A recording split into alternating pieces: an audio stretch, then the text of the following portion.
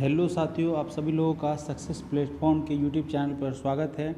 आज हम लोग करेंगे प्लेटफॉर्म का सेट नंबर 3। इस सेट नंबर 3 से हम आज की शुरुआत करते हैं प्रश्न संख्या 1 से। प्रश्न संख्या 1 में पूछा जा रहा है कि निम्नलिखित में से किस स्थानों पर डचों ने व्यापारिक अड्डे स्थापित किए। तो देखिए, डचों के द्वारा उनकी पहली जो व्यापारिक फैक्ट्री थी वो मसूलीपट्टनम में खोली गई थी, पहली फैक्ट्री। और उसके बाद उन्होंने ऐसे कर कर के सूरत, भरूच, आगरा, कोचीन, अहमदाबाद और पटना, इन सभी जगह अपने व्यापारिक अड्डे यानी कि व्यापारिक फैक्ट्रियों को स्थापित की। तो इसका आंसर हो जाएगा ऑप्शन नंबर डी, उपरोक्त सभी। पहली कब हुई थी? तो पहली 1605 में मसूलीपट्टनम में स्थापित किया गया था। प्रश्न संख्या 2। प्रश्न संख्या 2 में पूछा जा रहा है कि आधुनिक बिहार का निर्माता किसे माना जाता है। तो आधुनिक बिहार का निर्माता सच्चिदानंद सिन्हा को माना जाता है। वो क्या थे? सबसे पहले प्रथम अस्थायी अध्यक्ष से प्रश्न संख्या 2 में पूछा जा रहा है कि आधुनिक भारत का निर्माता, तो सच्चिदानंद सिन्हा थे और वो प्रथम अस्थायी अध्यक्ष भी थे। प्रश्न संख्या 3। प्रश्न संख्या 3 में पूछा जा रहा है कि तृतीय आंग्ल मराठा युद्ध जुड़ा हुआ है। तो तृतीय आंग्ल मराठा युद्ध जो है इनमें से किसी के द्वारा नहीं जुड़ा गया है। ये जो ऑप्शन दे रखा है sir John Shore, Lord Curzon और लॉर्ड ब्लेजली, इनसे जुड़ा हुआ नहीं है, बल्कि ये हेस्टिंगस से जुड़ा हुआ है। लॉर्ड हेस्टिंगस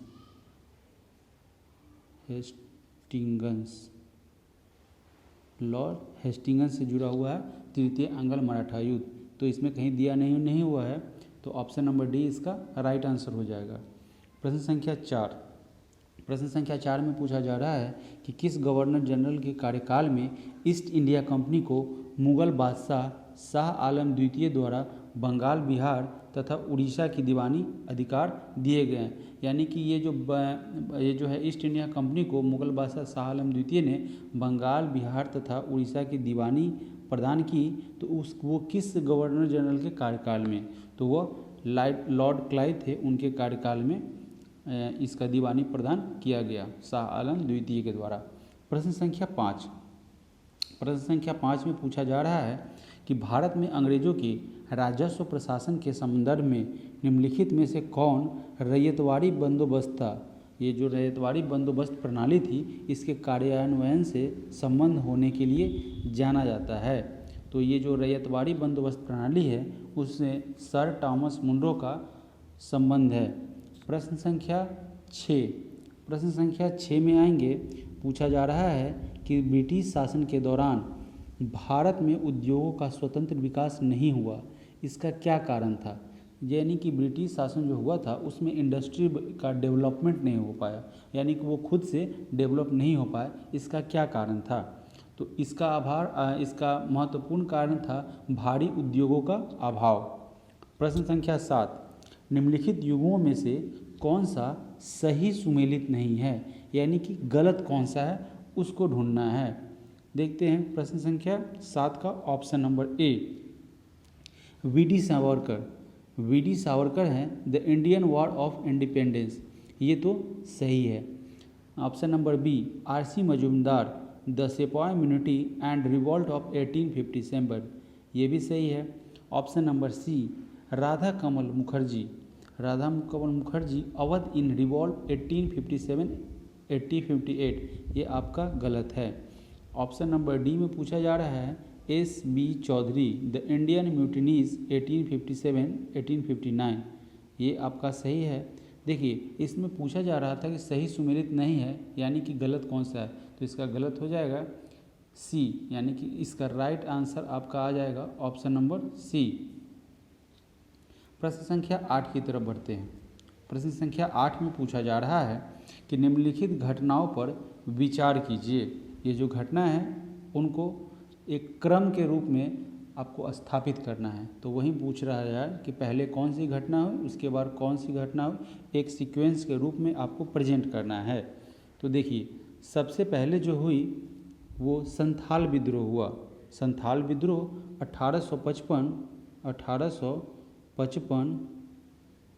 1855 से 56 के करीब संथाल विद्रोह हुआ था। फिर उसके बाद सिपाही विद्रोह हुआ आप सभी जानते हैं सिपाही विद्रोह 1857 से कुछ वर्षों तक ये चला था। प्रश्न संख्या ऑप्शन नंबर, अब जाएंगे अगला पढ़ेंगे तो इसके बाद नंबर आता है नील विद्रोह। ये नील विद्रोह हुआ था 1859 से 60 के करीब, 1859 से 60 के करीब ये नील विद्रोह हुआ था। अब उसके बाद ये जो है आपका दक्कन का विद्रोह वो 1874 से 75 में हुआ था, 74 से 75 में हुआ था, 74 से 75 में हुआ था। ये 74 से 75 में हुआ था, 74 से 75 के करीब हुआ था। तो इसका राइट सीक्वेंस हो जाएगा ऑप्शन नंबर डी।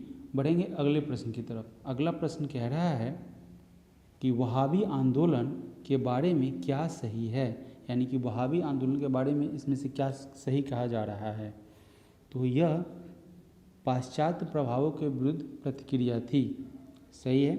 इसका लक्ष्य इस्लाम का प्रचार प्रसार था, सही है। देखिए यहाँ पे ऑप्शन नंबर डी में देखेंगे, उसमें बोल रहा है कि उपरोक्त में से एक से अधिक, तो डायरेक्टली इसको करेक्ट करेंगे क्योंकि इसमें एक से ज़्यादा सही ऑप्शन दिखा रहा है। प्रश्न संख्या 10 की तरफ बढ़ते हैं।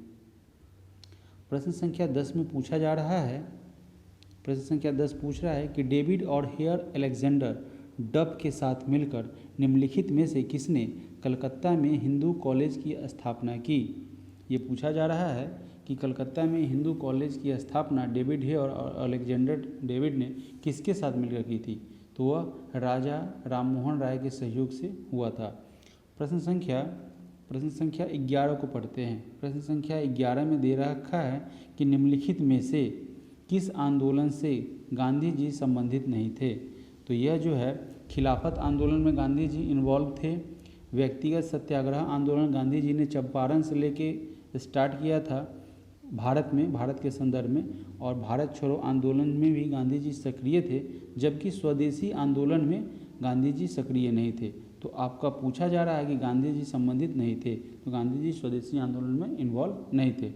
प्रश्न संख्या 12, काकोरी केस के अभियुक्तों से बचाव हेतु किसकी अध्यक्षता में एक समिति का गठन हुआ था। तो ये जो समिति का गठन हुआ था गोविंद बल्लभ पंत की अध्यक्षता में हुआ था।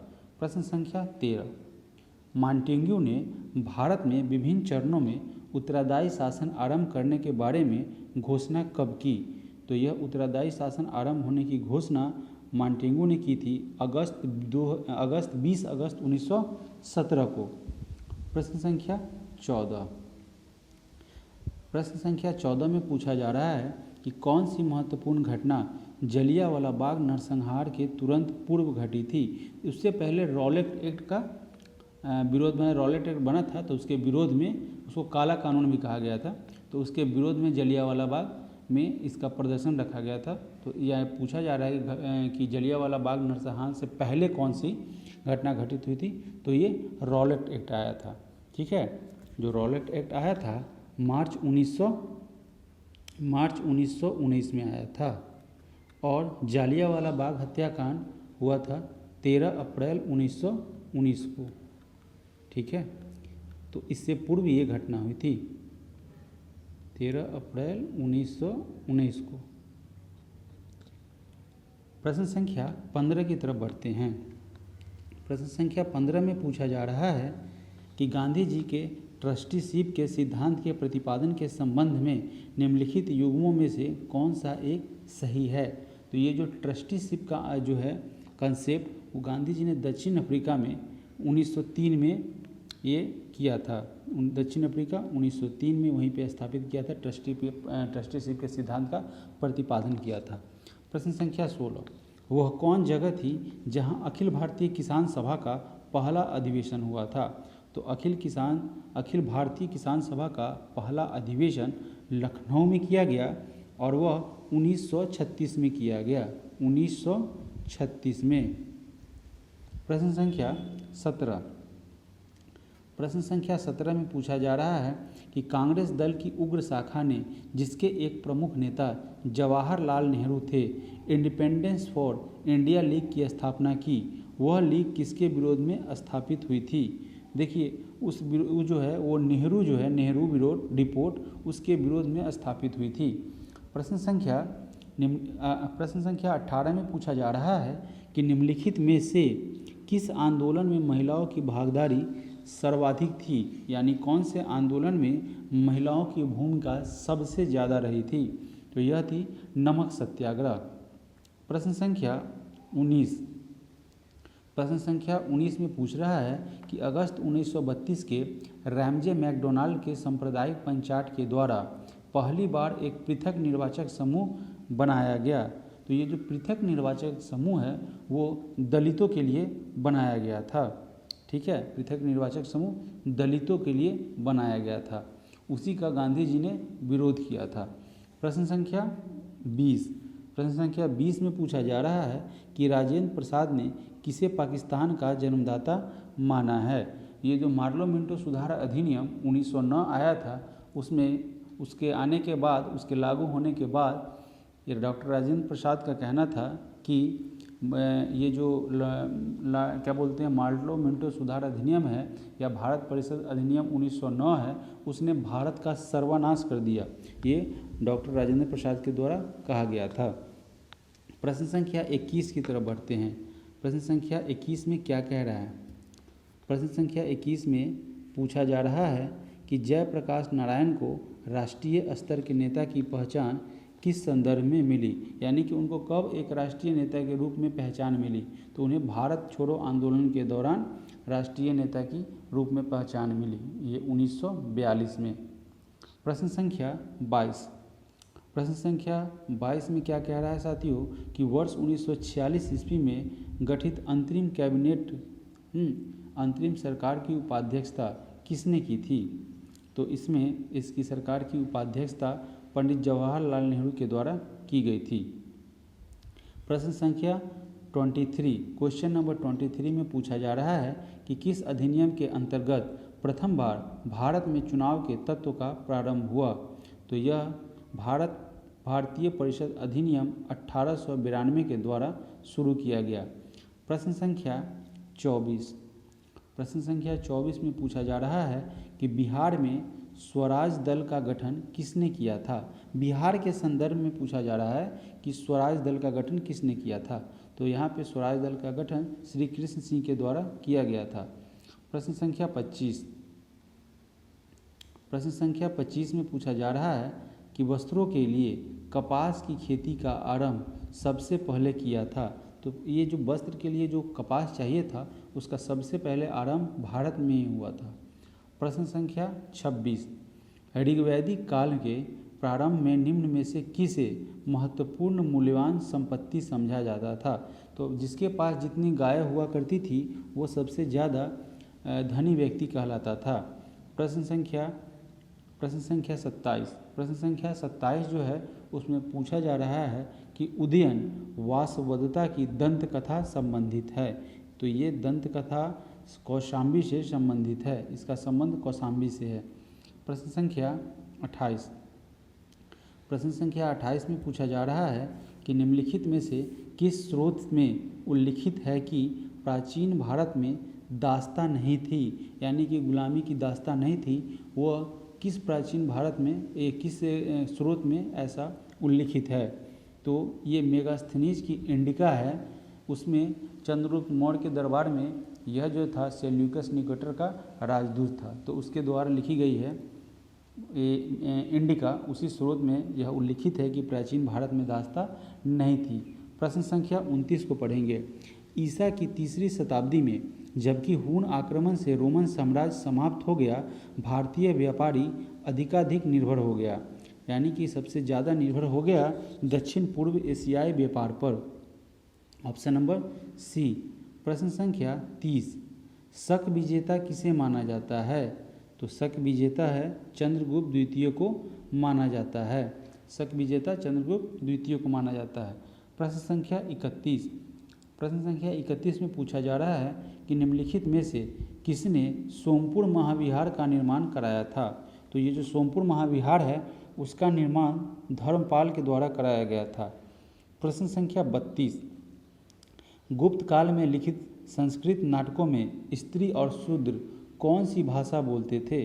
तो गुप्त काल में जो नाटक लिखी हुई थी उसमें स्त्री और शूद्र जो थे वो प्राकृत भाषा का इस्तेमाल करते थे, वो प्राकृत भाषा का उपयोग करते थे। अब बढ़ेंगे अगले प्रश्न की तरफ। प्रश्न संख्या 33। प्रश्न संख्या 33 में क्या कह रहा है? प्रश्न संख्या 33 में पूछा जा रहा है कि दो सूचियाँ दी गई हैं, सूची 1 को सूची 2 से मेल करना है। ठीक है, तो पढ़ते हैं ऑप्शन नंबर ए। पहला सूची में ऑप्शन नंबर ए में क्या कह रहा है? डेमेट्रियस, तो डेमेट्रियस के जो है उसको हिंद यूनानी से मैच करेंगे, ए को 3 से मैच करेंगे। फिर अगला दे रखा है कि रुद्र दामन, तो रुद्र दामन का मैचिंग शख्स से हो जाएगा। अगला ऑप्शन दे रहा है सी गोंडोफर्नीज, गोंडोफर्नीज वो पहलव से इसका राइट मैचिंग है। और ये जो डी दे रखा है, डी जो है आपका विम, विम का जो है विम कटफिशस भी कह सकते हैं, वो कुषाण से राइट मैचिंग है। इस तरीके से आपका राइट मैचिंग हो गया ऑप्शन नंबर सी। बढ़ते हैं अगले प्रश्न की तरफ। अगला प्रश्न 34 नंबर कह रहा है कि नीचे दिए गए भक्ति संतों का सही कालानुक्रम क्या है, यानी कि सीक्वेंस इनका सही क्या है। तो सबसे पहले गुरु नानक होंगे, तो गुरु नानक ऑप्शन नंबर ए और सी में दे रखा है। ठीक है, उसके बाद तुलसीदास, तो ऑप्शन नंबर सी में भी और ए में भी तुलसीदास का क्रम है। फिर तुकाराम आएंगे, यानी कि ऑप्शन नंबर सी तुकाराम, फिर रामदास। तो आपका option number C right answer हो गया। प्रश्न संख्या 35। प्रश्न संख्या 35 में पूछा जा रहा है साथियों कि भारत में मनसबदारी व्यवस्था किसने प्रारंभ की थी? तो ये मनसबदारी व्यवस्था को भारत में अकबर के द्वारा प्रारंभ किया गया था। प्रश्न संख्या 36, क्वेश्चन नंबर 36, औरंगजेब ने बीजापुर के विजय कब की थी? औरंगजेब ने बीजापुर में विजय कब प्राप्त की थी? तो 1686 ईस्वी में औरंगजेब के द्वारा बीजापुर पर विजय प्राप्त की गई थी। प्रश्न संख्या 37, दिल्ली की प्रसिद्ध जामा मस्जिद का निर्माण इनमें से किसने किया था? तो दिल्ली की प्रसिद्ध जामा मस्जिद का निर्माण शाहजहां के द्वारा किया गया था। प्रश्न संख्या 38, क्वेश्चन नंबर 38 में पूछा जा रहा है कि सूची 1 को सूची 2 से सुमेलित करना है। एक संवैधानिक प्रावधान दिया गया है और उधर स्रोत दिया गया है। ठीक है, तो पहला पढ़ते हैं ऑप्शन नंबर ए। ऑप्शन नंबर ए में क्या कह रहा है? मौलिक अधिकार। तो ये मौलिक अधिकार है उसको अमेरिकी अधिकार पत्र से लिया गया है। फिर उसके बाद देखते हैं राज्य के नीति निर्देशक तत्व। तो राज्य के नीति निर्देश के तत्व को आयरलैंड से लिया गया है, यानी कि आयरिश संविधान, बी का आपका थर्ड हो जाएगा। फिर पढ़ते हैं मंत्रिमंडलीय सरकार। तो ये मंत्रिमंडलीय सरकार है वो ब्रिटिश संविधान से लिया गया है। फिर अगला नंबर आता है संघ राज्य संबंध। ये जो संघ राज्य संबंध है वो कनाडा का संविधान से लिया गया है। तो इसका राइट आंसर इस प्रकार से ऑप्शन नंबर सी हो जाता है। बढ़ते हैं अगले प्रश्न की तरफ। अगला प्रश्न कह रहा है कि फिर से दे रखा है दो सूची, एक सूची में अनुच्छेद है और दूसरे सूची में प्रावधान है। तो पढ़ते हैं अनुच्छेद 61। तो अनुच्छेद 61 का है राष्ट्रपति पर महाभियोग। अनुच्छेद 61, अगर आपको राष्ट्रपति पर महाभियोग लगाना है तो आपको नहीं, मतलब मैं तो नहीं लगा सकता, मतलब राष्ट्रपति पर जो महाभियोग लगाया जाता है अनुच्छेद 61 के द्वारा लगाया जाता है। प्रश्न अब ऑप्शन नंबर बी पढ़ते हैं 67, अनुच्छेद 67। तो अनुच्छेद 67 में उपराष्ट्रपति को हटाने का दिया हुआ है। फिर अगला देखते हैं ऑप्शन नंबर सी अनुच्छेद 94। अनुच्छेद 94 के द्वारा स्पीकर को हटाया जाता है। और फिर लास्ट है अनुच्छेद 90, राज्य के उपसभापति को हटाना। इस प्रकार से इसका right answer option number C बनता है।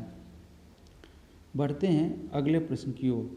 अगला प्रश्न क्या कह रहा है? अगला प्रश्न पूछा जा रहा है कि निम्नलिखित में से कौन सा युग्म सही सुमेलित नहीं है, यानी कि इनकरेक्ट को पहचानना है, यानी कि जो सही सुमेलित नहीं है उसको पहचानना है। पढ़ते हैं निम्नलिखित में से कौन सा युग्म सही सुमेलित नहीं है। तो देखिए अनुच्छेद 54 राष्ट्रपति का निर्वाचन, अनुच्छेद 54 राष्ट्रपति का निर्वाचन, यहाँ से तो ये करेक्ट है। अनुच्छेद 55 राष्ट्रपति के निर्वाचन की रीति, ये भी करेक्ट है। अनुच्छेद 60 राष्ट्रपति पर महाभियोग चलाने की प्रक्रिया, तो दोस्तों ये गलत है, ये आपका राइट आंसर हो जाएगा। गलत ढूंढना है ना, तो राष्ट्रपति पर महाभियोग जो अनुच्छेद 61 है उसके द्वारा राष्ट्रपति पर महाभियोग लगता है।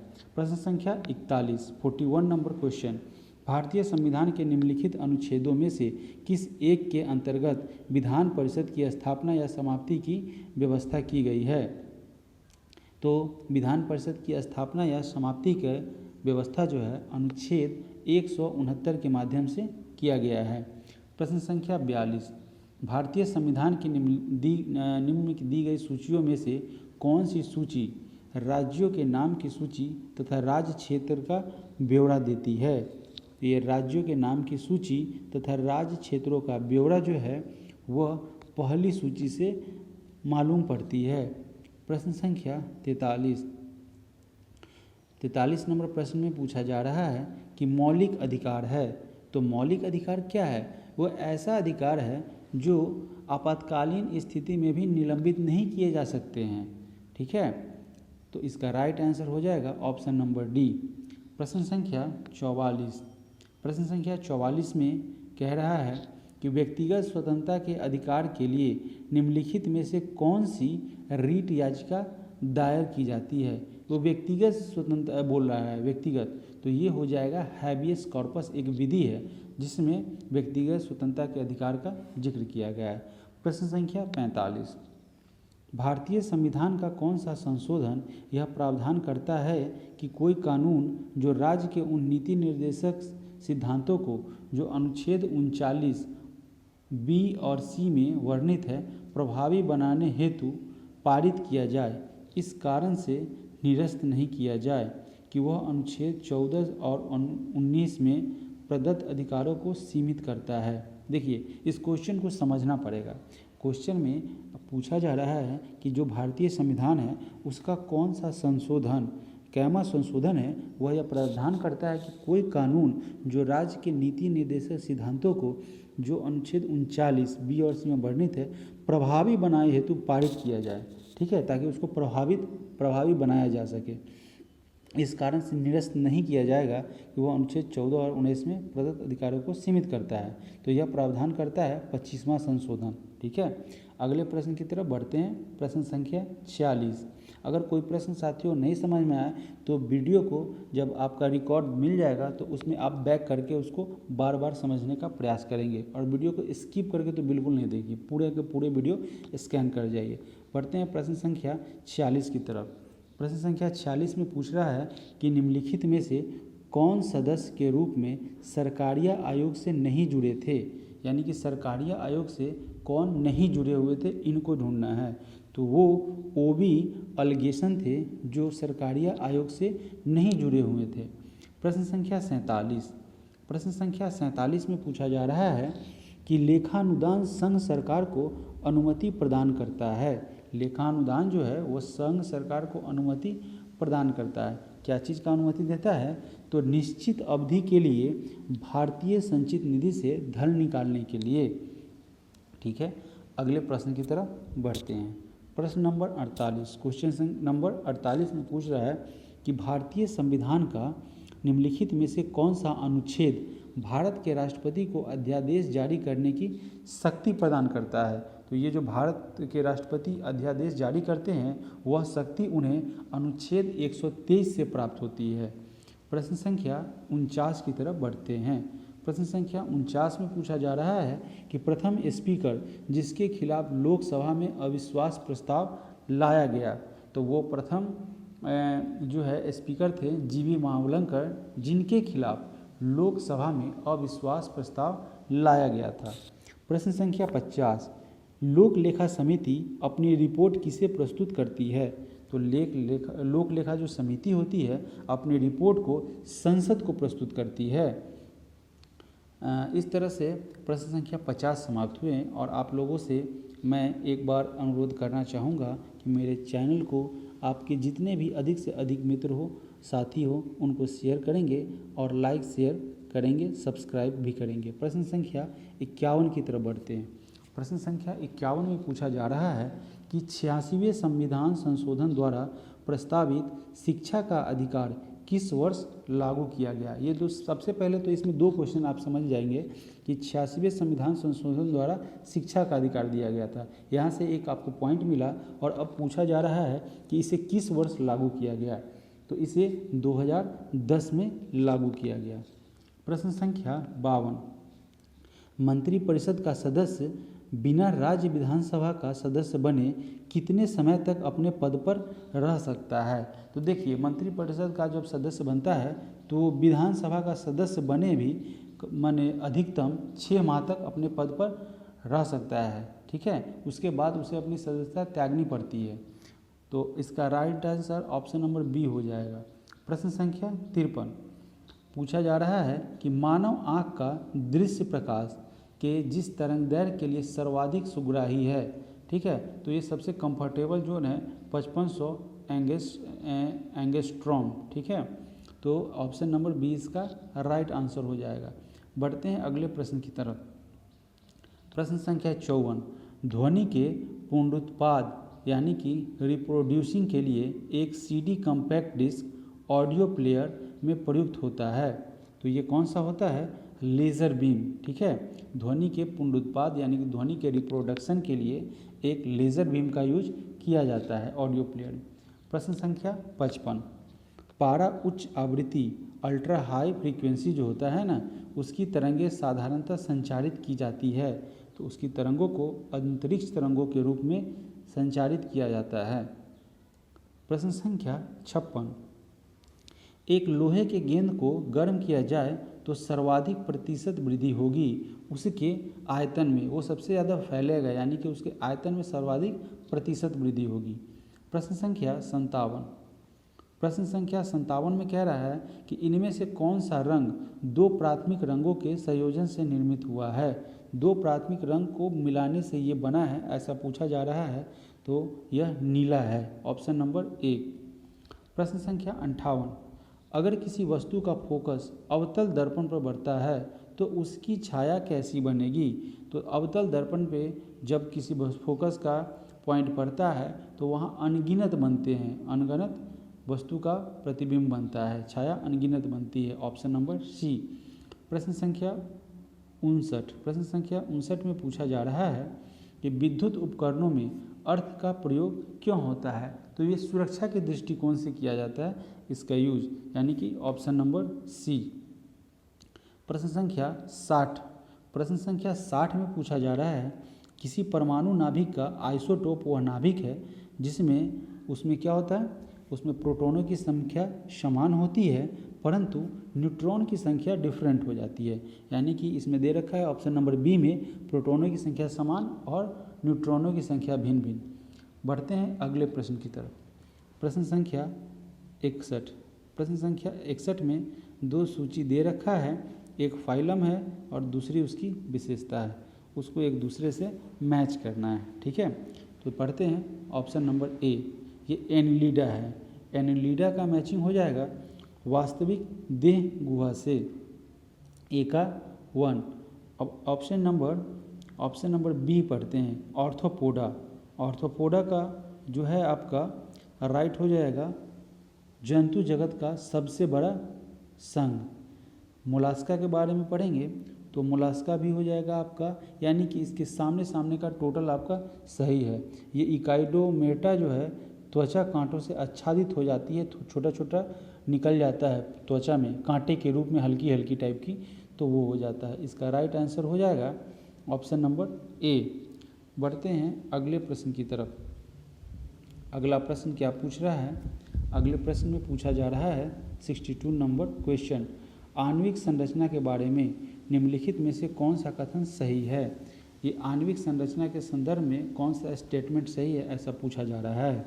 तो इसमें प्रोटॉन तथा न्यूट्रॉन न्यूक्लियस में होते हैं तथा इलेक्ट्रॉन न्यूक्लियस के इर्द गिर्द चक्कर काटता है। किस संदर्भ में पूछा जा रहा है?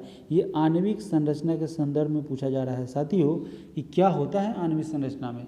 तो प्रोटॉन तथा न्यूट्रॉन जो होते हैं वो न्यूक्लियस में होते हैं, और इलेक्ट्रॉन का क्या काम होता है? न्यूक्लियस का इर्द गिर्द चक्कर लगाना।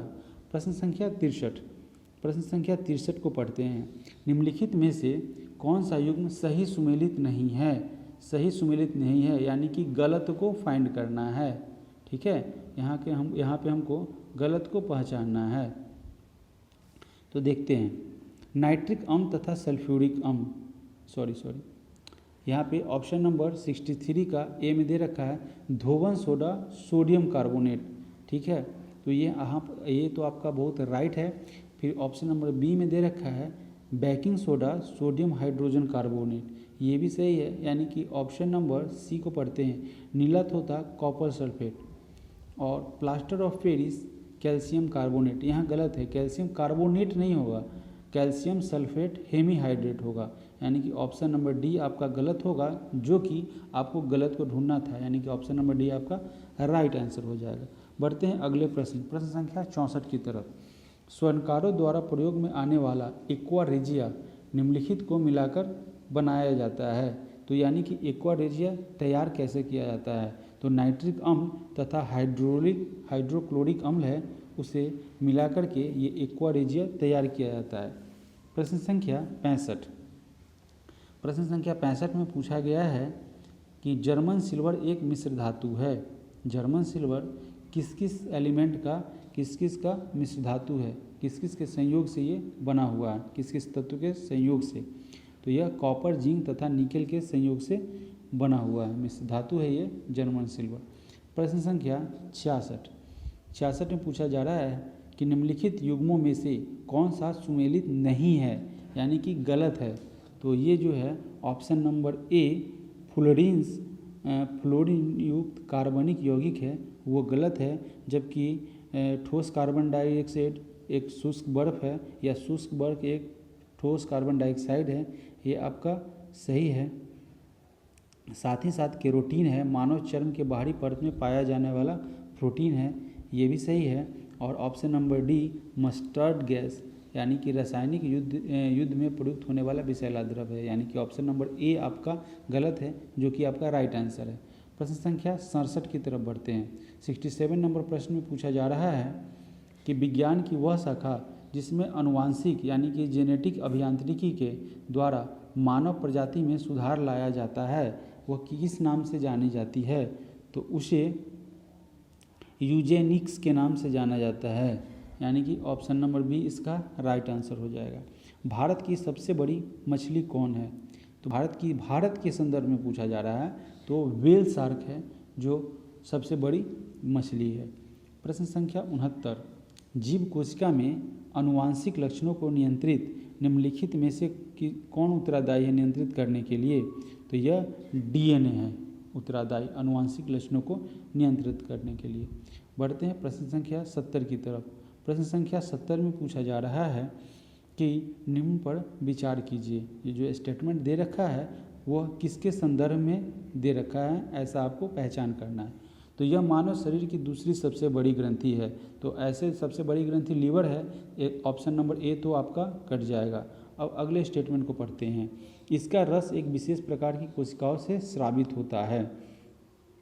तो लार ग्रंथि और प्लीहा को तो यहाँ पे होना नहीं है, यानी कि ऑप्शन नंबर सी हो जाएगा। फिर भी आगे पढ़ते हैं। इसके रस को पूर्ण पाचक रस कहा जाता है। तो साथियों ऑप्शन नंबर सी आपका यहाँ से क्लियर हो जाएगा। बढ़ते हैं अगले प्रश्न की तरफ। प्रश्न संख्या 71 में क्या कह रहा है? 71 में पूछा जा रहा है कि निम्नलिखित में से कौन सा रक्त के हीमोग्लोबिन के साथ अनुत्क्रमणीय संश्लिष्ट बनाता है? ठीक है, ये पूछा जा रहा है कि निम्नलिखित में से कौन सा रक्त के हीमोग्लोबिन के साथ अनुक्रमणीय यानी कि इनवर्सिबल संश्लिष्ट बनाता है? तो इसका राइट आंसर हो जाएगा कार्बन मोनोऑक्साइड। ठीक है, पढ़ते हैं अगले प्रश्न की तरफ। प्रश्न संख्या 72 नंबर प्रश्न में पूछा जा रहा है कि मानव में शरीर के निम्नलिखित भागों में से किस एक में शुक्राणु डिम्ब को निषेचित करता है? तो यह डिंबवाहिनी नली है, उसमें शुक्राणु का निषेचन किया जाता है, यानी निषेचन करता है वो पार्ट। ऑप्शन नंबर बी इसका राइट आंसर हो जाएगा। बढ़ते हैं अगले प्रश्न की तरफ। अगला प्रश्न पूछ रहा है कि सूची 1 को सूची 1 में अंतःस्रावी ग्रंथियों और सूची 2 में स्रावित हार्मोन से सुमेलित करना है, ये दे रखा है। ठीक है, तो प्रश्न संख्या 73 का ऑप्शन नंबर ए पढ़ते हैं। ये जो जनन ग्रंथि है, ठीक है, जनन ग्रंथि से स्रावित होने वाले हार्मोन के बारे में पूछा जा रहा है, तो वहाँ से प्रोजेस्टेरोन हार्मोन स्रावित होती है। ठीक है, ए का 2 से मैचिंग करेंगे। अगला पढ़ते हैं पीयूष ग्रंथि। पीयूष ग्रंथि से स्रावित होने वाला है वृद्धि हार्मोन। ठीक है, तो बी को 3 से मैचिंग करते हैं। अगला दे रखा है अग्नाशय। अग्नाशय जो है वो इंसुलिन, अग्नाशय से इंसुलिन का स्रवण होता है, स्रावित होता है, और अधिवृक्क है ये जो है उससे कार्टिसोल स्रावित होता है। तो इस तरह से ऑप्शन सी नंबर आपका राइट आंसर हो जाएगा। बढ़ते हैं अगले प्रश्न संख्या 74 की तरफ। सेरेब्रल पाल्सी एक मस्तिष्क संबंधी विकार है जो सामान्यतः छोटे बच्चों में पाया जाता है। ऑप्शन नंबर सी में दे रखा है छोटे बच्चे, है ना, ऑप्शन नंबर सी छोटे बच्चे। बढ़ते हैं अगले प्रश्न की तरफ, प्रश्न संख्या 75।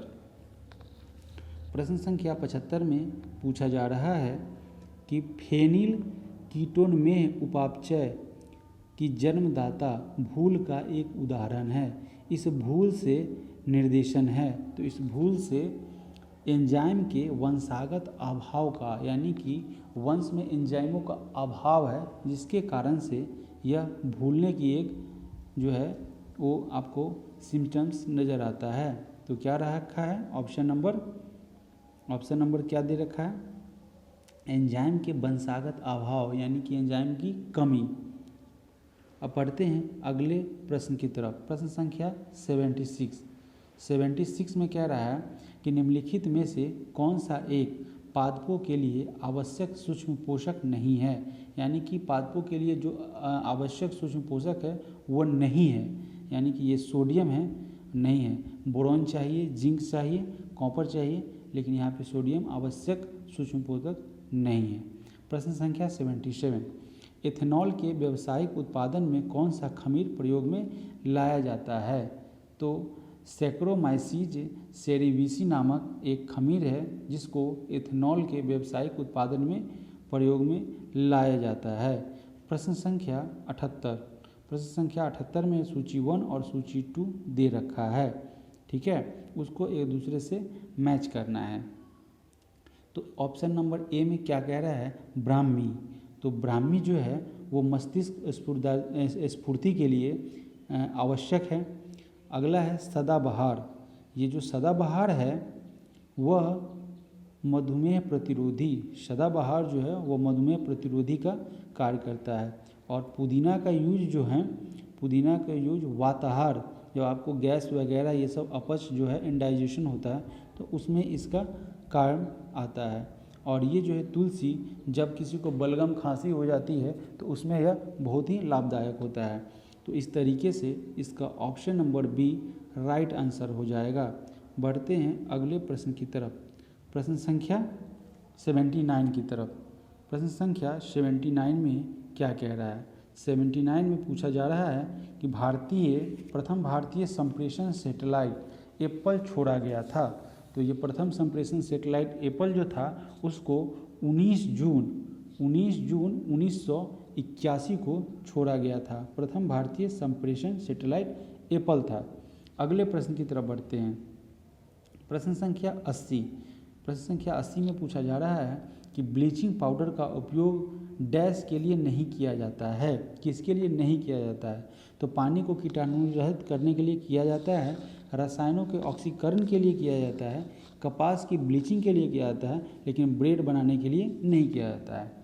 बढ़ते हैं अगले प्रश्न की तरफ, निम्नलिखित कथनों पर विचार कीजिए। पॉलिएस्टर एक प्रकार का संश्लिष्ट रेशा है, पॉलिएस्टर एक प्रकार का संश्लिष्ट रेशा है तो है। अगला ऑप्शन पूछ रहा है कि टेरिलीन और पेट एक प्रकार का पॉलिएस्टर है, ठीक है। ऑप्शन नंबर 3 में पूछ रहा है कि पॉलीकॉट पॉलिएस्टर और कपास का मिश्रण है, ये भी सही है। एक्रिलिक सबसे प्रबल और हल्का पॉलिएस्टर है, ये सही नहीं है।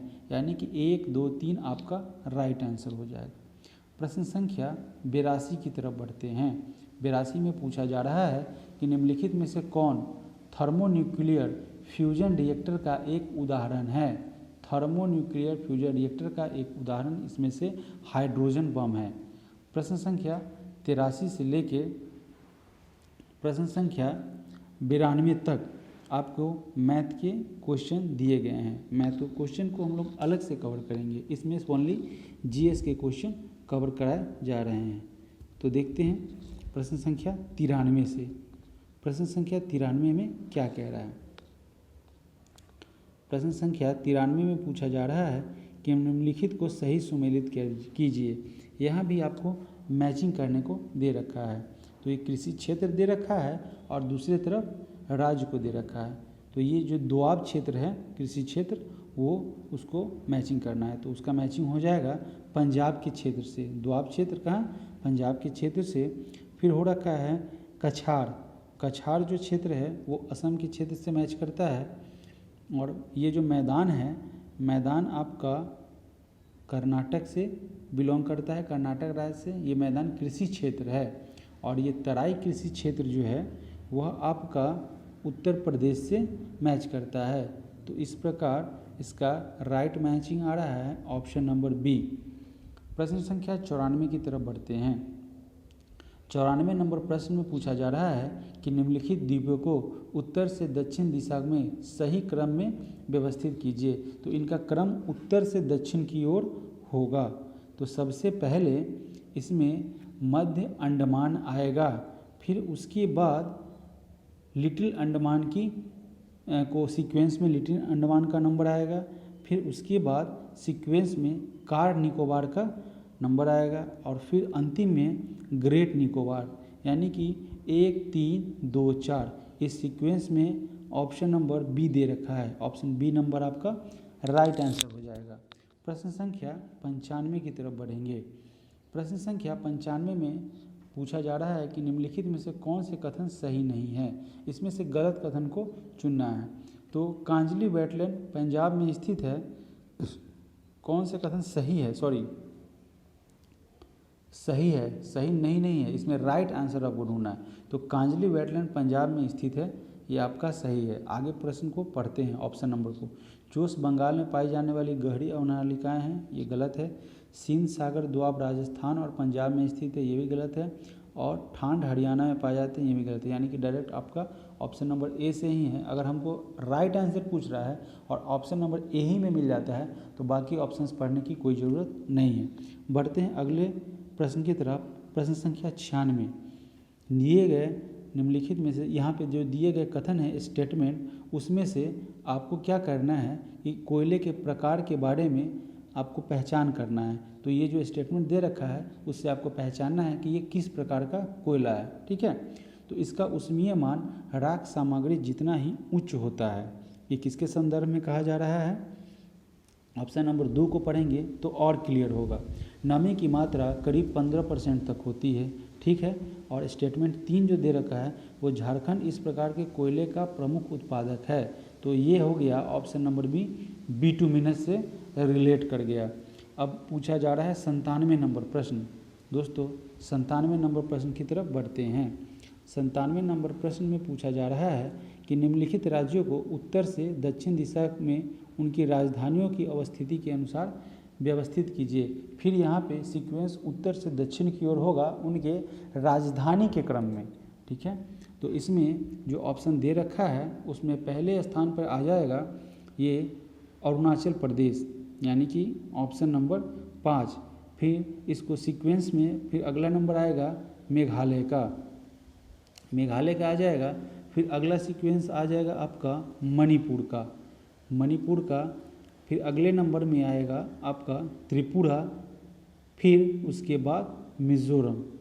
यानी कि इस प्रकार से आप 5, 3, 4, 1, 2 ऑप्शन नंबर यहाँ पे कहाँ दे रखा है, ऑप्शन नंबर बी आपका राइट आंसर हो जाएगा। प्रश्न संख्या दोस्तों, इस प्रकार का जो कभी भी सीक्वेंस दे रखा होता है उसको तो बेहतर होता है मैप के माध्यम से समझना। फिलहाल चूंकि MCQ जो हो रहा है वो सेट का हो रहा है, प्रश्नों का अभ्यास हो रहा है, तो इसमें तो मैप के माध्यम से बताना संभव नहीं हो पाएगा। तो इसमें आप इसी तरीके से समझ लेंगे, बेहतरी के लिए आप मैप को देख के इसको समझ सकते हैं। बढ़ते हैं अगले प्रश्न की तरफ, प्रश्न संख्या 98 की तरफ। प्रश्न संख्या 98 में पूछा जा रहा है, प्रश्न संख्या 98 में कह रहा है कि क्यूल नदी निकलती है। तो क्यूल नदी जो है वो तीसरी पहाड़िया गिरिडीह जिला से निकलती है। प्रश्न संख्या 99 में पूछा जा रहा है, 99 कह रहा है कि निम्नलिखित में से बिहार के किन जिलों में धारवाड़ की चट्टानें पाई जाती है। ये धारवाड़ क्रम की जो चट्टानें हैं तो बिहार के किन जिलों में पाई जाती है। तो ये जो है बिहार के मुंगेर जिलों में धारवाड़ क्रम की चट्टानें पाई जाती है।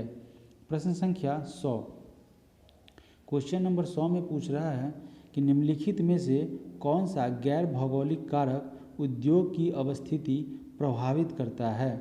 यानी कि उद्योग की स्थिति को कौन प्रभावित करता है, वो भी गैर भौगोलिक कारण, यानी कि भौगोलिक एस्पेक्ट्स में नहीं। तो इनमें से जो एक से अधिक है वो आपको प्रभावित करता है। कैसे करता है, तो एक बाज़ार, डेवलप्ड बाज़ार चाहिए, श्रम करने वाले लोग चाहिए, कच्चे माल प्रचुर मात्रा में उपलब्ध होंगे, तभी तो आपको जो है व्यापारिक स्थिति यहाँ पे बेहतर हो पाएगी। प्रश्न संख्या तभी तो आपका उद्योग डेवलप कर पाएगा। प्रश्न संख्या 101 की तरफ बढ़ते हैं। प्रश्न संख्या 101 में पूछ रहा है कि बलथर मृदा के संबंध में निम्नलिखित में से कौन से सही हैं। तो बलथर एक प्रकार की मिट्टी का प्रकार है, एक प्रकार का टाइप है। तो पूछा जा रहा है कि इनमें से कौन सा सही है। ठीक है, तो यह कैमूर पठार से लेकर राजमहल पहाड़ियों के बीच एक संकरी पट्टी में पाई जाती है। ऑप्शन नंबर ए बलथर मृदा के संबंध में राइट आंसर है। प्रश्न संख्या 102 की तरफ बढ़ते हैं।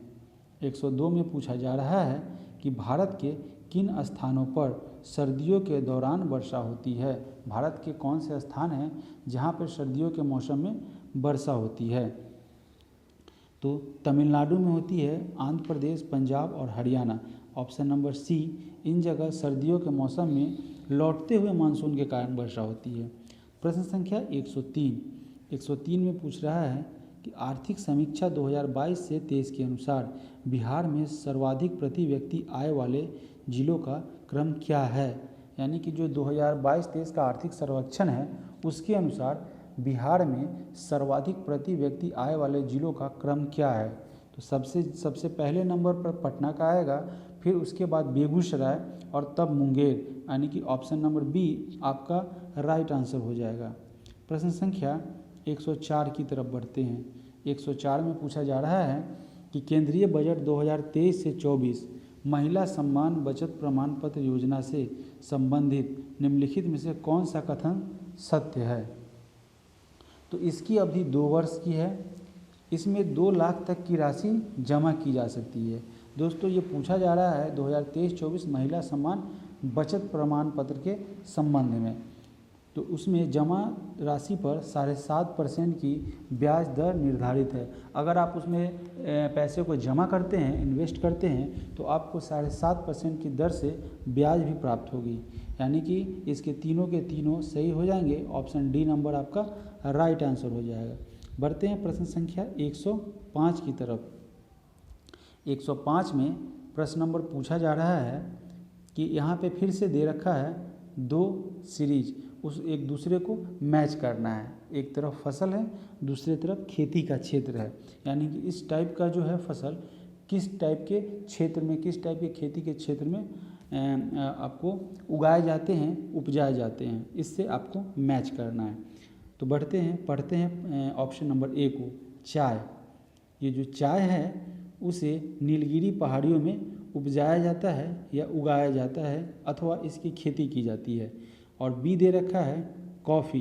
ये जो कॉफ़ी है बाबा बुदन की पहाड़ियाँ, वहाँ इसे उगाया जाता है। बाबा बुदन के बारे में भी कई सारी कहानियाँ हैं, जिसमें कहानियाँ हैं कि उनकी बहुत बड़ी बड़ी बाल हुआ करती थी, जटाएँ हुआ करती थी। उन्होंने उसमें ये कॉफ़ी के बीज है उसको छुपा के लाया था और वहाँ पे उन्होंने बोया था। तभी से यहाँ मतलब एक बाबा बुदन की पहाड़ियाँ जो है, यानी कि वो जो पहाड़ी है वो बाबा बुदन के नाम पे पड़ी है, तो वहाँ पे ये कॉफ़ी सबसे पहले मतलब प्राप्त हुई थी, सबसे पहले वहाँ पे कॉफ़ी को उगाया गया था। बढ़ते हैं अगले ऑप्शन नंबर सी, जूट। ये जो जूट दे रखा है उसका हो जाएगा पूर्णिया कटिहार, यानी कि ये इसकी खेती सबसे ज़्यादा इसी क्षेत्र में होती है। और अगला ऑप्शन है सोयाबीन जो है वो नासिक, धुले और अमरावती इस क्षेत्र में सबसे ज़्यादा उपजाई जाती है। तो इस प्रकार से दोस्तों इसका राइट मैचिंग ऑप्शन मिल रहा है ऑप्शन नंबर ए। बढ़ते हैं प्रश्न संख्या 106 की तरफ।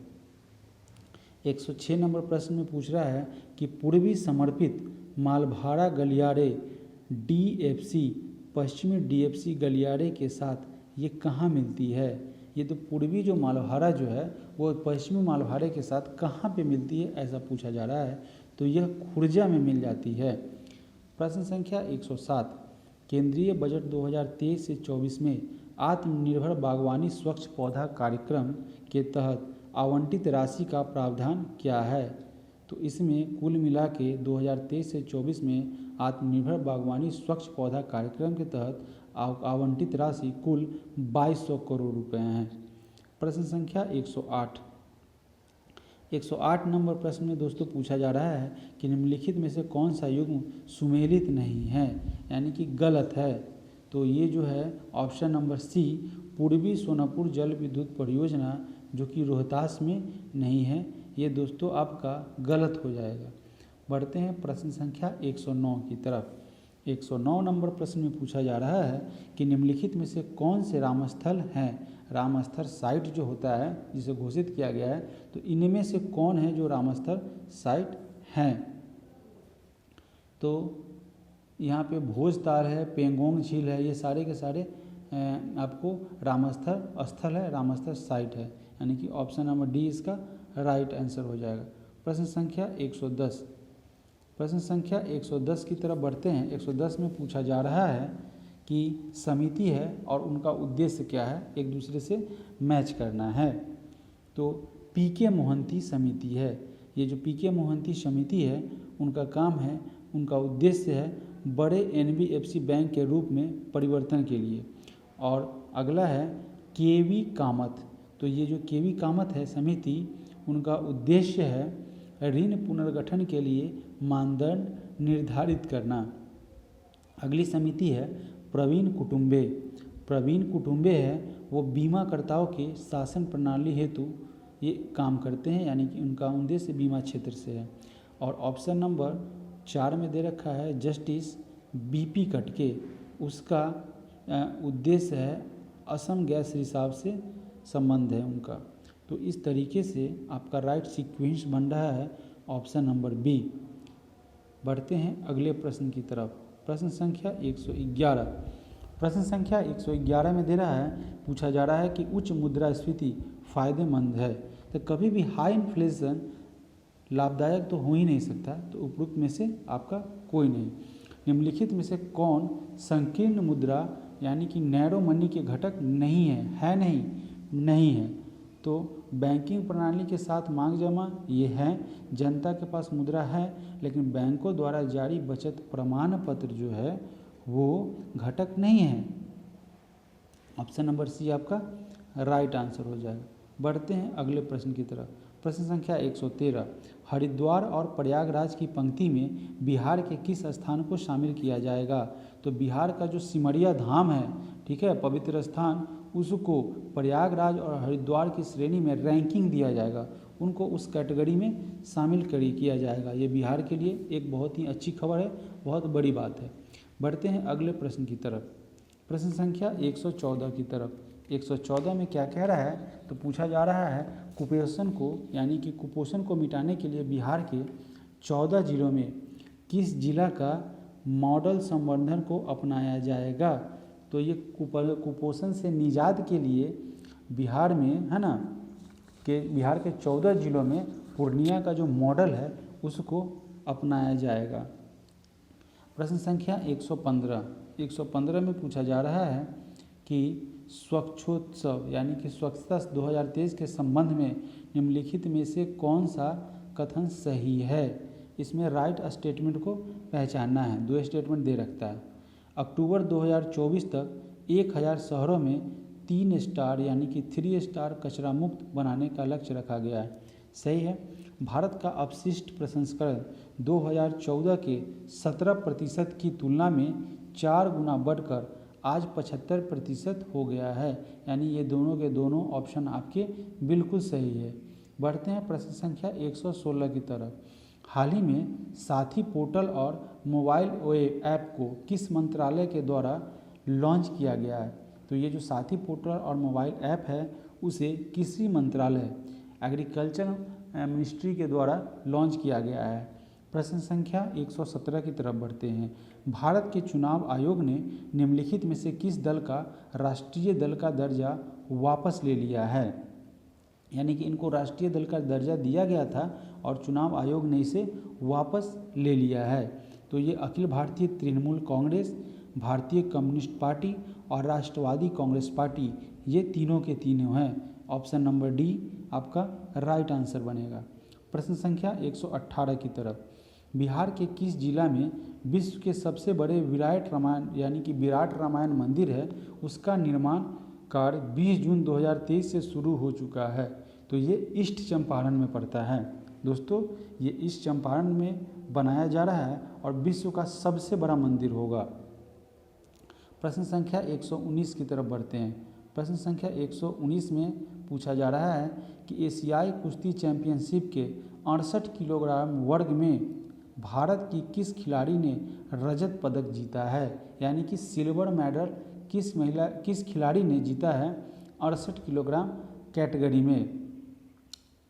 तो निशा दाहिया हैं जिन्होंने ये 68 किलोग्राम कैटेगरी में सिल्वर मेडल जीता है। प्रश्न संख्या 120 में पूछा जा रहा है कि 2020 से 23 में किस बंदरगाह ने सभी बंदरगाह में सबसे अधिक वार्षिक यातायात संभाला है। यानी कि 2022-23 के संदर्भ में वहाँ से सबसे अधिक यातायात संभाला गया है, तो वह है पारादीप बंदरगाह। बढ़ते हैं अगले प्रश्न की तरफ। प्रश्न संख्या 121।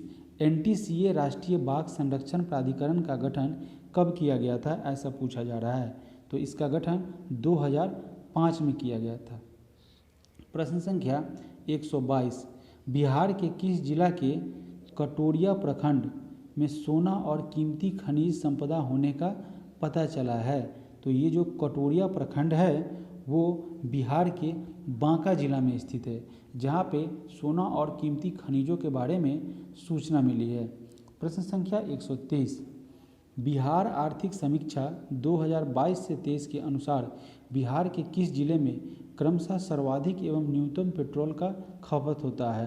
तो ये जो 2022 से 23 की आर्थिक समीक्षा हुई है उसमें पूछा जा रहा है कि अधिक सबसे ज़्यादा पेट्रोल की खपत और सबसे कम पेट्रोल की खपत। तो सबसे ज़्यादा दोस्तों सबसे ज़्यादा होती है आपका पटना में और सबसे कम पेट्रोल की खपत बांका में। ऑप्शन ए आपका राइट आंसर हो जाएगा। प्रश्न संख्या 124 में पूछा जा रहा है कि सहकारिता विभाग की ओर से घर घर सब्जी पहुंचाने के लिए कौन सा एप्लीकेशन लॉन्च किया गया है। तो सब्जी के ही ये सिनोनिम है जिसका नाम है ये ऐप का, इसका नाम है तरकारी मार्ट, है ना। इसको क्षेत्रीय भाषा में सब्जी को तरकारी बोला जाता है, तो तरकारी के नाम पे ही इसका नाम डाल दिया है ऐप का, तरकारी मार्ट। बढ़ते हैं अगले प्रश्न की तरफ। प्रश्न संख्या 125। विश्व प्रेस स्वतंत्रता दिवस के संदर्भ में कौन सा कथन सही है। यानी विश्व स्वतंत्रता जो है प्रेस स्वतंत्रता दिवस, उसके संदर्भ में आपका राइट ऑप्शन इसमें से पूछा जा रहा है, राइट स्टेटमेंट कौन सा है। तो पढ़ते हैं पहले स्टेटमेंट को। दिसंबर 1993 में संयुक्त राष्ट्र महासभा द्वारा विश्व प्रेस स्वतंत्रता दिवस घोषित किया गया था, ये आपका सही है। अगला स्टेटमेंट क्या कह रहा है। अगला स्टेटमेंट कह रहा है कि विश्व प्रेस स्वतंत्रता दिवस 2023 की थीम है shaping A future of rights freedom of expression for a driver of other all human rights. यानी कि दोनों के दोनों आपके सही हो गए। प्रश्न संख्या 126 की तरफ बढ़ते हैं। प्रश्न संख्या 126 में पूछा जा रहा है कि नई किताब जो है स्मोक एंड एसेज जुलाई में रिलीज हुई है, यह किसके द्वारा लिया गया है, यह किसके द्वारा लिखी गई है। तो यह जो स्मोक एंड एसेज है वह पुस्तक को अमिताभ घोष के द्वारा लिखी गई है। प्रश्न संख्या 127, चलने के अधिकार को लागू करने वाला पहला राज्य कौन है। भाई साहब, ये चलने का भी अधिकार लागू कर दिया। अगर ये अधिकार नहीं देते तो क्या लोग नहीं चलते। तो छोड़िए इन सब बातों को, चलने का अधिकार जो है वो पहला राज्य हुआ है जिसने प्रदान किया है पंजाब। प्रश्न संख्या 128 में पूछा जा रहा है कि बिहार के किस स्थान पर 120 एकड़ में अगस्त 2023 से फिल्म सिटी का निर्माण किया जाएगा। तो कुल 120 एकड़ में बिहार के किस जगह पर यह फिल्म सिटी का निर्माण किया जाएगा, तो राजगीर में निर्माण किया जाएगा 120 एकड़ में बेहतरीन फिल्म सिटी का। प्रश्न संख्या 129 नंबर प्रश्न में पूछा जा रहा है कि पोषण भी पढ़ाई भी योजना के बारे में निम्न में से कौन सा कथन सही है। राइट स्टेटमेंट इनमें से कौन सा है उसे पहचानना है। तो इसमें दे रखा है पोषण भी पढ़ाई भी योजना का मुख्य उद्देश्य प्रारंभिक बचपन देखभाल और शिक्षा को मजबूत करना है। तो इसका ये राइट आंसर हो जाएगा। प्रश्न संख्या ऑप्शन नंबर स्टेटमेंट नंबर 2, इसे केंद्रीय मंत्री स्मृति ईरानी ने लॉन्च किया है। सही बात है, यानी कि दोनों के दोनों आपके राइट आंसर हो जाएंगे। प्रश्न संख्या 130 में पूछा जा रहा है कि किस केंद्रीय मंत्रालय ने 75/25 यानी कि 75:25 पहल शुरू की है। तो यह जो है स्वास्थ्य एवं परिवार कल्याण मंत्रालय के द्वारा 75:25 पहल शुरू की गई है। प्रश्न संख्या 131, वंदे भारत एक्सप्रेस का संचालन करने वाली पहली महिला लोको पायलट कौन बनी है। तो यह जो है सुरेखा यादव जो वंदे भारत एक्सप्रेस का संचालन करने वाली पहली महिला लोको पायलट बनी है। प्रश्न संख्या 132, किस टीम ने 2023 का रणजी ट्रॉफी का खिताब जीता है। तो 2023 के रणजी ट्रॉफी का खिताब सौराष्ट्र ने जीता है। प्रश्न संख्या 133, भारत की पहली फ्रोजन लेक मैराथन 20 फरवरी 2023 को 13,862 फीट की ऊंचाई पर लद्दाख में किस स्थान पर आयोजित किया गया। तो यह लद्दाख के पैंगोंग त्सो जो है स्थान उस पर आयोजित किया गया है फ्रोजन लेक मैराथन। प्रश्न संख्या 134 नंबर प्रश्न में कह रहा है कि आर्थिक सर्वेक्षण रिपोर्ट 2022 से 23 के अनुसार वित्तीय वर्ष 2017 से 18 में 2021 से 22 के बीच दूध का उत्पादन कितना प्रतिशत वार्षिक दर से बढ़ा है। तो 2022-23 का जो डाटा है आर्थिक सर्वेक्षण का, उसके अनुसार वित्तीय वर्ष 2017 से 18 में 2021 से 22 के बीच का दूध उत्पादन में 7.30% की वृद्धि हुई है। प्रश्न संख्या 135, बिहार में स्वराज पार्टी के प्रथम अध्यक्ष कौन थे। बिहार में स्वराज पार्टी के प्रथम अध्यक्ष कौन थे। तो बिहार में स्वराज पार्टी के प्रथम अध्यक्ष श्री नारायण प्रसाद थे। प्रश्न संख्या 136 नंबर प्रश्न में पूछा जा रहा है कि बिहार के किस जिला में स्थित बेला इंडस्ट्रियल एरिया में टेक्सटाइल क्लस्टर विकसित किया जा रहा है। तो यह जो है बेला इंडस्ट्रियल एरिया में जो टेक्सटाइल क्लस्टर विकसित किया जा रहा है वह कहीं और नहीं प्यारे साथियों, वह मुजफ्फरपुर में ही है। प्रश्न संख्या 137 नंबर प्रश्न में पूछा जा रहा है कि हाल ही में रही सौर रिवॉल्यूशन जो है उसका संबंध किस देश से है। तो सौर रिवॉल्यूशन उसका संबंध जो है वह अफगानिस्तान से है। प्रश्न संख्या 138 नंबर प्रश्न में पूछा जा रहा है कि यह जो असत्य कथन इस स्टेटमेंट में दे रहा है उसकी पहचान करनी है। तो सकल गैर निष्पादित परिसंपत्तियां 2020 से के 8.2% से घटकर सितंबर 2022 में 7 वर्ष को निचले स्तर 5.0% पर पहुंच गया है। ये आपका असत्य स्टेटमेंट है। अब अगले स्टेटमेंट को देखते हैं। राज्य स्तरीय बैंकर समिति के रिपोर्ट के अनुसार बिहार राज्य सहकारी बैंक की शाखाओं की संख्या सितंबर 2022 में 294 थी। ये आपका राइट हो जाता है। तो आपको क्या करना था, यहाँ पे असत्य पहचानना था। तो ऑप्शन ए नंबर आपका राइट आंसर हो जाएगा। बढ़ते हैं अगले प्रश्न की तरफ। प्रश्न संख्या 139 नंबर प्रश्न में पूछ रहा है कि सीबीआई ने किस ऑपरेशन के तहत एक साल में 33 भगोड़ों का प्रत्यार्पण किया है। तो इस ऑपरेशन का नाम था ऑपरेशन त्रिशूल, जिसके माध्यम से 33 भगोड़ों का प्रत्यार्पण किया गया है, सरेंडर किया गया। प्रश्न संख्या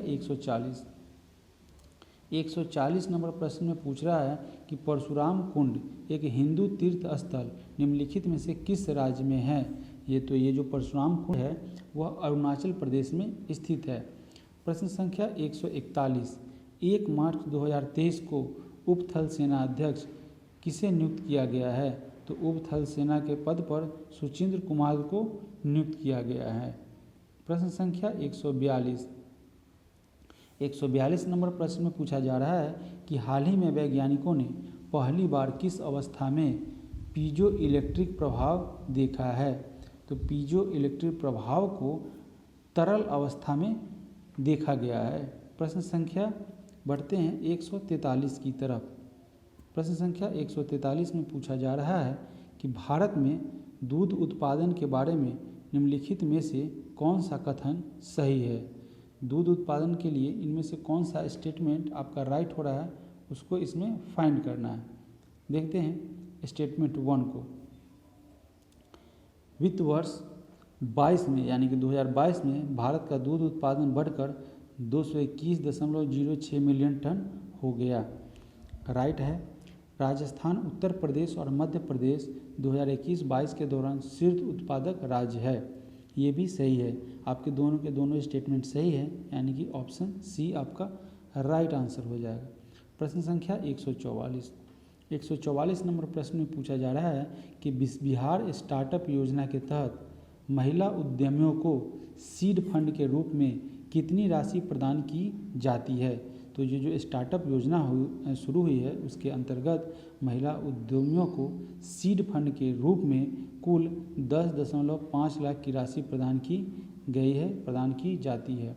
प्रश्न संख्या 145, गूगल ने हाल ही में कौन सा AI संचालित चैटबॉट लॉन्च किया है।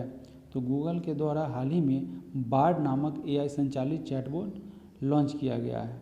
प्रश्न संख्या 146, घोड़ा कटोरा झील किस जिले में स्थित है। ये घोड़ा कटोरा झील जो है वह राजगीर में स्थित है।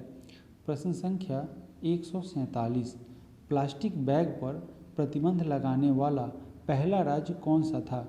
यूँ तो कई राज्यों ने इस पर प्रतिबंध लगाए हैं, पर पहला राज्य कौन था जिसने प्लास्टिक पर प्रतिबंध लगाया था। तो वह सिक्किम राज्य था। प्रश्न संख्या 148, बिहार के किस जिले में सबसे ज़्यादा ग्रामीण आबादी है।